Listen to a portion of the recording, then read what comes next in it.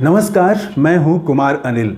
Doctor Bhimrao Ambedkar की पुस्तक बुद्ध और उनका धम्म, इसकी 26वीं कड़ी लेके मैं आपके सामने उपस्थित हूं।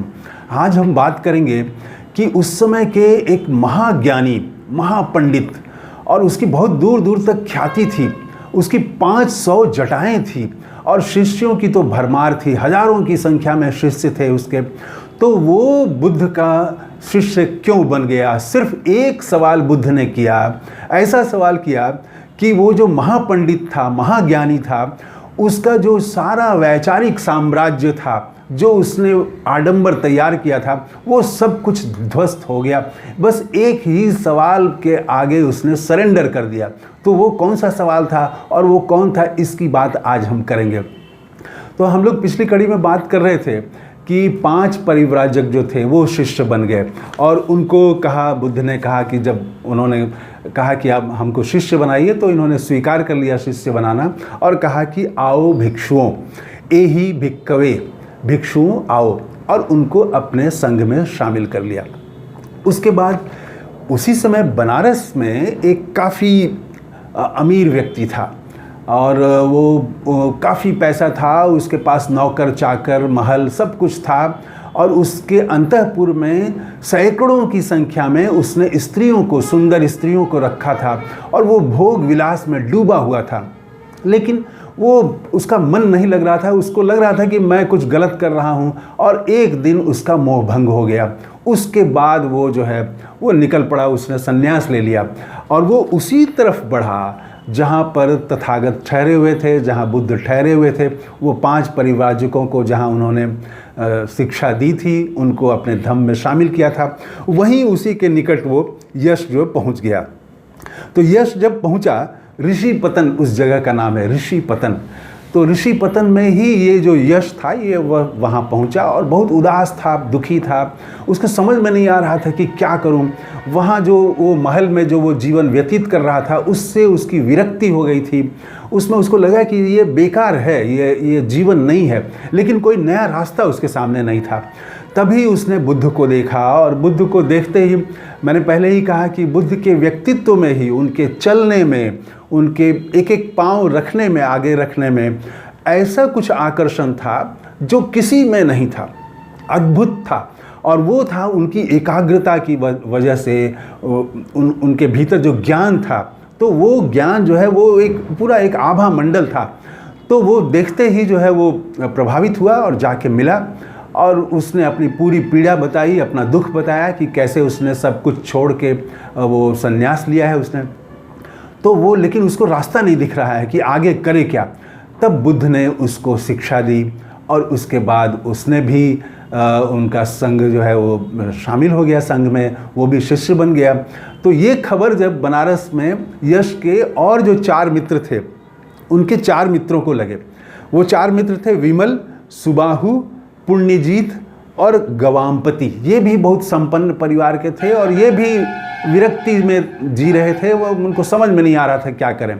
तो वो, उन लोगों को जैसे ही मालूम हुआ कि यश जो है वो बुद्ध का शिष्य हो गया है, तो वो भी एकदम दौड़े हुए आए और उन्होंने भी कहा कि हमें भी शामिल कर लीजिए।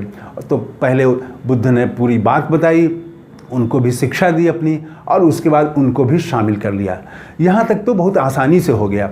अब जो अगला जो है, तो वो जो महापंडित था, महाज्ञानी था, उसको शामिल करना ये आसान नहीं था, क्योंकि उसके पास महाज्ञानी था, वो भी बनारस के ही थे, वो काश्यप परिवार था। तो काश्यप परिवार जो है महाज्ञानी के तौर पर उसकी ख्याति थी और उस परिवार के 3 लड़के थे।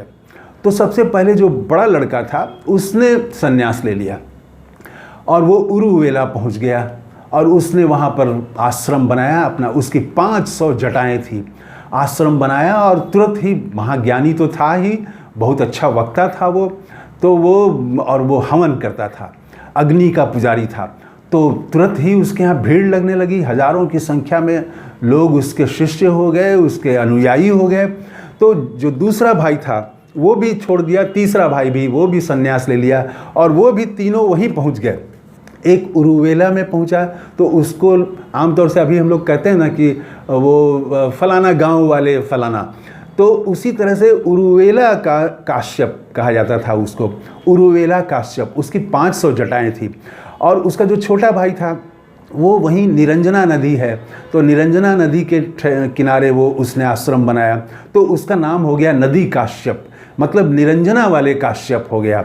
और तीसरा जो काश्यप था सबसे छोटा, वो गया काश्यप, गया गांव के पास वो जाके आश्रम बनाया उसने, तो गया वाले काश्यप, तो उसका नाम गया काश्यप हो गया। ये तीनों वहाँ पर आश्रम बना के, और वो काफ़ी इनकी ख्याति थी। और उरुवेला काश्यप जो सबसे बड़ा था उसकी सबसे ज़्यादा ख्याति थी।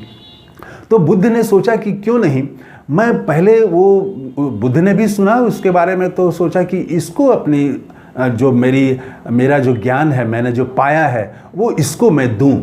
तो वो ज्ञान बांटने के लिए उसके पास पहुँचे। लेकिन वो जानते थे बुद्ध कि ये आसान नहीं है, क्योंकि ये खुद को तो बहुत बड़ा महाज्ञानी समझता है, और इसके यहाँ एक दिन में सैकड़ों की संख्या में हवन कुंड हैं, और हवन कुंड में सैकड़ों हजारों लोग जो हैं लगातार हवन करते हैं। तो अग्नि का ये पुजारी है, अग्निहोत्र, आम्बेडकर ने लिखा है अग्निहोत्र। अग्निहोत्र का मतलब होता है हवन, और अग्निहोत्री का मतलब हुआ जो हवन करने वाला है। तो ये अग्निहोत्र था, अग्नि का पुजारी था। तो बुद्ध वहाँ पहुँचे और बुद्ध ने उससे कहा कि अगर आपको कोई आपत्ति नहीं है तो अपनी यज्ञशाला में तो आप जो है वो मुझे एक रात ठहरने दीजिए। तो उसने कहा कि नहीं, आप यहाँ मत ठहरिए, और वो तैयार नहीं हुआ। उसने बताया कि यहाँ पर एक जंगली नागराज है, तो वो नागराज जो है वो बहुत, उसका नाम है मुचलिंद। तो वो मुचलिंद जो है जंगली नागराज, वो ये जो हवन है, हवन हम करते हैं, इसको वो पसंद नहीं करता है, और वो रोज़ आके तोड़फोड़ करता है, हंगामा करता है, मारपीट करता है। तो आपके साथ कुछ गलत हो सकता है, आप यहाँ मत ठहरिए। लेकिन बुद्ध जोर देते हैं, कहते हैं कि नहीं, मुझे यहीं ठहरने दीजिए। वो बार बार मना करता है, बुद्ध भी रिक्वेस्ट करते हैं। फिर वो कहता है कि ठीक है, रहिए आप, और वो फिर चला जाता है। तो वो तो सोचता रहता है, रात भर वो सोचता रहता है कि आज तो बुद्ध को वो जो आदमी ठहरा है उसको तो पता नहीं उसका हाथ पैर तोड़ देगा ये मुचलिंद जो है, ये नागराज। तो वो यही सब सोचते हुए वो सोया। सुबह उठा और अपने शिष्यों के साथ वो जल्दी से आया देखने की ये जो आदमी ठहरा है, मतलब बुद्ध जो ठहरे हैं, उसकी कितनी बुरी गत कर दी है मुचलिंद ने, वो देखने के लिए आया। लेकिन वो आया तो चकित रह गया वो तो, क्योंकि वो जो नागराज था, जो ये इसका वो यज्ञ को तबाह कर रहा था, वो तो बुद्ध के आगे नतमस्तक था और पूजा अर्चना कर रहा था। तो ये दृश्य देख के वो काश्यप जो था, उरुवेल काश्यप, वो तो चकित रह गया। और उसके बाद में वो उसको लगा कि भाई इनमें तो कुछ है, और फिर वो चले गए। और इन्होंने कहा, बुद्ध ने कहा कि मुझे कुछ दिन और ठहरने दीजिए। तो उसने कहा कि ठीक है, ठहरिए। तो बुद्ध मौका देख रहे थे कि अपनी बात हम कैसे कहें, लेकिन उरुवेल तो खुद महाज्ञानी था, उसने वो कोई रुचि नहीं दिखा रहा था कि इनसे पूछें कि आप कौन हैं, क्या हैं, और आप क्या जानते हैं आप। तो ये वो कोई रुचि नहीं दिखा रहा था, और बुद्ध इसी का इंतज़ार कर रहे थे। तब एक दिन देखा कि बुद्ध ने देखा कि वो खुद जब पूछ नहीं रहा है, तो इन्होंने, बुद्ध ने ही एक दिन पूछा कि अच्छा बताइए, आप इतना सैकड़ों हवन कुंड आपने बना रखे हैं और दिन रात आप हवन करते हैं, आप अग्नि की पूजा करते हैं आप, तो क्या आप अरहत हैं? तो उसने, वो जो उरुवेल काश्यप था, वो समझा नहीं। उसने कहा कि अरहत मतलब? तो इन्होंने कहा कि अरहत का मतलब होता है जो आदमी के भीतर मनोविकार है, मानसिक जो विकार है, लोभ, लालच, क्रोध, ईर्ष्या, द्वेष, काम वासना, क्या आपने इस पर विजय पा लिया है? इस पर विजय पाने वाले को ही अरहत कहते हैं। अगर आपने विजय पा लिया है तब तो ये हवन कुंड ठीक है, आप करिए। लेकिन आपने अगर विजय नहीं पाया है इन मनोविकारों पर, तो ये अग्नि का पूजा करने से, हवन करने से वो जो मनोविकार हैं वो कैसे दूर हो जाएंगे? इसका जवाब नहीं दे पाया वो काश्यप, उरुवेल काश्यप, महाज्ञानी, महापंडित, वो जवाब नहीं दे पाया कि अब इसका जवाब कैसे दें। उसको लगा कि ये तो भाई कोई हैं, पहुँचे हुए कोई आदमी हैं, लेकिन वो जवाब नहीं दे पाया और फिर चुप हो गया। उसके बाद तो फिर जो है धीरे धीरे बात होने लगी, और तब बुद्ध ने बताया कि क्या है दुनिया में दुख, क्या है अपना। जब उन्होंने बताया जो उनका धम्म है उसके बारे में जब बताया तो उर्वेल नतमस्तक हो गया। सारा ज्ञान जो है उसका वो ढह गया, मिनटों में ढह गया। और उसके बाद वो सारा अपना जो वो हवन की सामग्री थी, जो बर्तन था हवन का, जो अपना कपड़ा था चमकीला कपड़ा, वो सारा कुछ उसने नदी में फेंक दिया। तो हवन की सामग्री, यज्ञ का जो भी सामान था सब नदी में फेंक दिया। सब तैरने लगे नदी में और तैरते हुए नीचे की तरफ बहने लगे।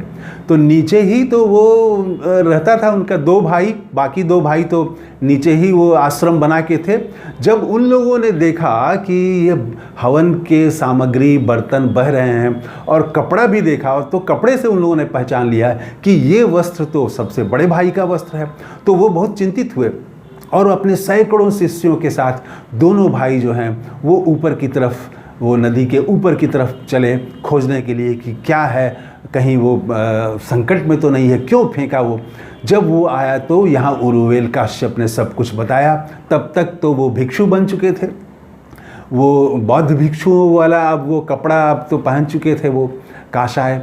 तो वो जो है अब ये वो जब सब सुना छोटे भाइयों ने, तो ये लोग भी समझ गए कि नहीं, ये जो हम यज्ञ कर रहे हैं, ये जो हवन कर रहे हैं, अग्नि की जो हम पूजा करते हैं, इसका कोई मतलब नहीं है, संसार को इससे कोई लाभ नहीं होता है, खुद उनको भी कोई लाभ नहीं है, और वो लोभ लालच ये सब बना हुआ है। आप भी देखते होंगे बहुत सारे जो हवन कराने वाले लोग हैं तो वो संस्कृत में श्लोक पढ़ते हैं, बहुत कुछ करते हैं, लेकिन वो दक्षिणा के लिए कितना वो कई बार बहस करते हुए, तर्क करते हुए मिलते हैं।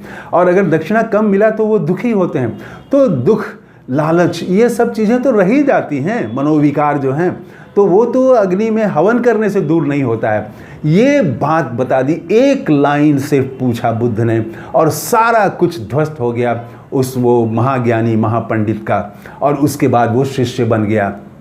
तो कभी कभी जीवन में होता है ऐसा कि कोई एक पंक्ति, कोई एक बात, कोई एक शब्द आदमी के जीवन में आमूल परिवर्तन कर देता है, उसके जीवन का काया पलट कर देता है।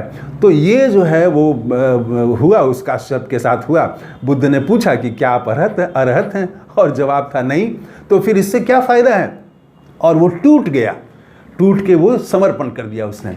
तो इस कड़ी में इतना, और कल की कड़ी जो हम बात करेंगे उसमें हम बात करेंगे कि बिंबिसार, राजा बिंबिसार जो है वो शिष्य बना, कैसे बना। वही बिंबिसार जिसने बुद्ध को कहा था जब वो सिद्धार्थ थे और जब वो अपने कपिलवस्तु से आए थे राजगीर में, तो वही बिंबिसार राजा मिलने गया था और उसने कहा था कि आप तो राजपुत्र हैं, आप इस तरह से भिक्षाटन कर रहे हैं, ऐसे वस्त्र पहन के हैं, कुटिया में हैं। उसको दुख देखा नहीं गया था और उसने कहा था कि आप आधा राज्य मेरा ले लीजिए, या मेरी सेना लेके आप जाके कपिलवस्तु में अपना राज्य हासिल कर लीजिए। अगर ये भी नहीं कर सकते हैं तो यज्ञ करिए, सोने के आप बाजूबंद पहन के आप यज्ञ करिए, हवन करिए, तो इसके जरिए आप प्राप्त कर सकते हैं। तो वही बिंबिसार अब बुद्ध का शिष्य बनता है, ये हम अगली कड़ी में बात करेंगे। तो बुद्ध को नमस्कार करते हुए ये कड़ी समाप्त कर रहा हूँ। थैंक यू, धन्यवाद, जय हिंद।